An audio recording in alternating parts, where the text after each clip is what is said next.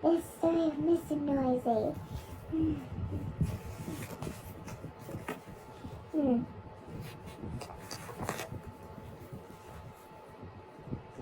Mr. Noisy was a very, very noisy person indeed. For example, if Mr. Noisy was reading this story to you, he'd be shouting top of his voice.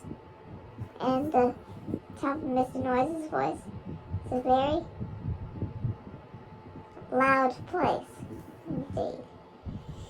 You can hear it 100 miles away.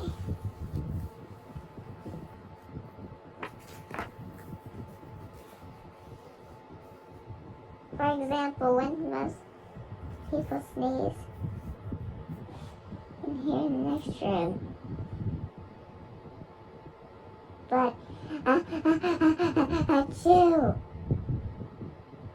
When Mr. Noisy sneezes in the next country. Now this story starts when Mr. Noisy was asleep in bed. His bedroom in his house. On top of the hill.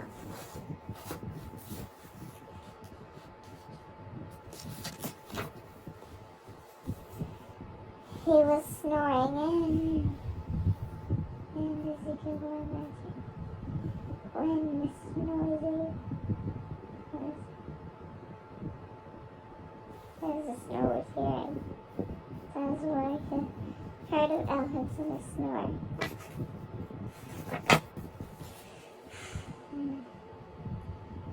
Then Mr. Noisy's alarm clock went off. Mr. Noisy's alarm clock sounds like no alarm clock in the world. Sounds like a fire engine.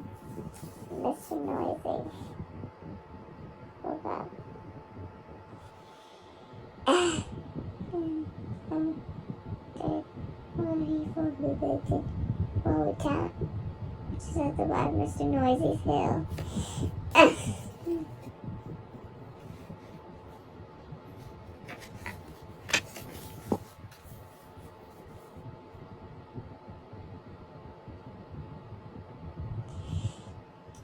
Later that day, Mr. Noisy decided that he had to go shopping. He went out of his house, shutting the door behind him. Bang! The door went. The house went. The whole hill went.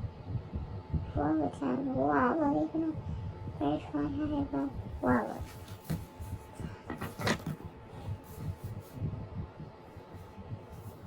Then Mr. Noisy walked down the hill. Clunk, clunk, clunk. He went into the baker shop.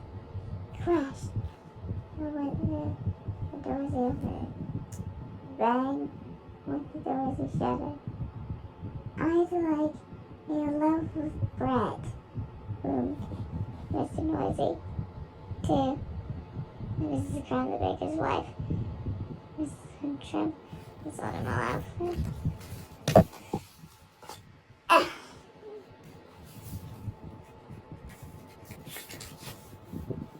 Then Mr. Noisy walked along the street to the butcher.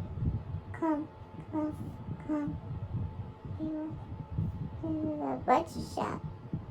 Crash! Went the doors open. Bang! Went the doors shut. I'd like a piece of meat, boomed Mr. Noisy to Mr. Bacon the butcher. Mr. Bacon trimmed and sold some meat. Afterwards, Mrs. Crumb met Mr. Bacon in the street. We really must do something about Mr. Noisy being so noisy, she said. Absolutely, replied Mr. Bacon, but what? I know, said Mrs. Crumb. She whispered into Mr. Bacon's ear. Mr. Bacon smiled a small smile. to the boyfriend. Mrs. Crow said, I think you have the answer to sentence.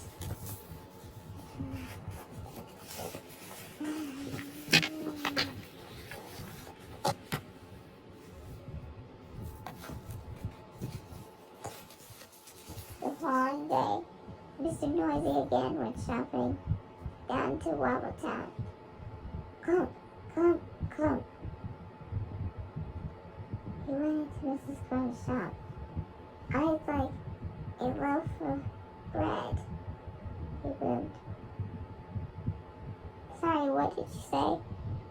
Mrs. Crow pretended not to hear. I'd like a loaf of bread, Mr. Noisy shouted. Sorry, said Mrs. Crow, putting her hand to her ear. Can you speak up, please? I'd like a loaf of bread, roared Mr. Noisy.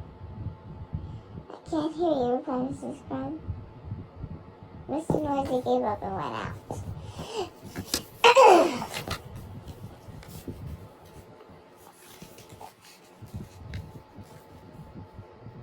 Mr. Noisy went into Mr. Bacon's shop. I'd like a piece of meat, boomed. Mr. Bacon pretended not to notice. I'd like a piece of meat, Mr. Noisy shouted. Did you say something? asked Mr. Bacon. I said I'd like a piece of meat, roared Mr. Noisy. Sorry, said Mr. Bacon. Mr. Noisy gave up.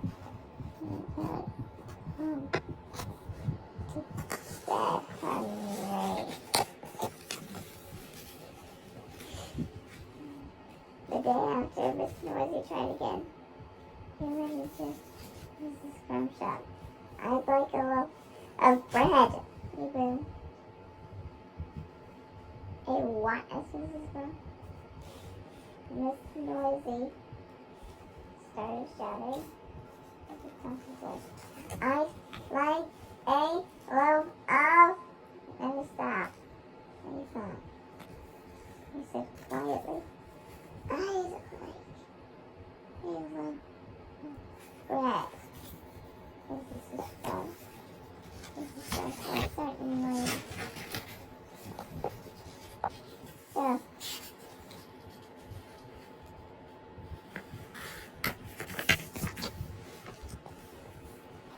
then Mr. Noisy went into Mr. Bacon's shop. I'd like a piece of meat, he boomed. Did you say something? Yes, I did, shouted Mr. Noisy. I said I'd like a... And he stopped.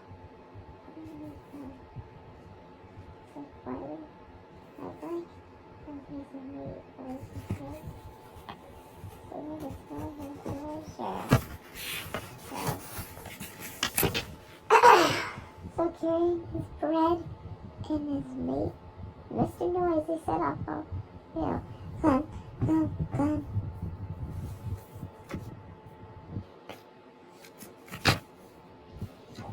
Down, down. Then he stopped, and then he stopped. You know what he did? A tiptoe was something, Mr. Noisy. Fun.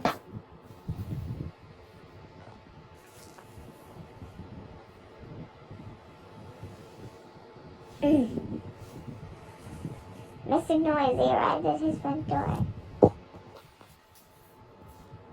Put out his hand to open the door, and he stopped. Then he saw it. Did you know what he did? He opened the door very quietly. He stepped inside, and then he shut the door.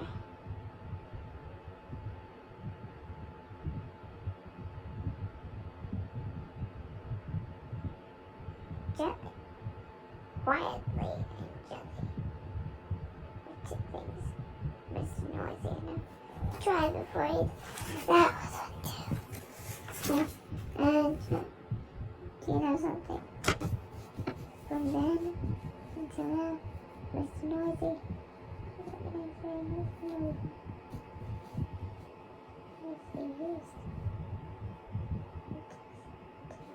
And do you know something else? We have a lot of time. I do.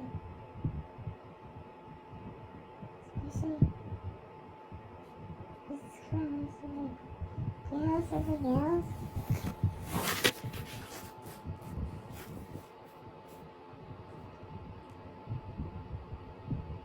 Mr. Noisy has learned how to whisper.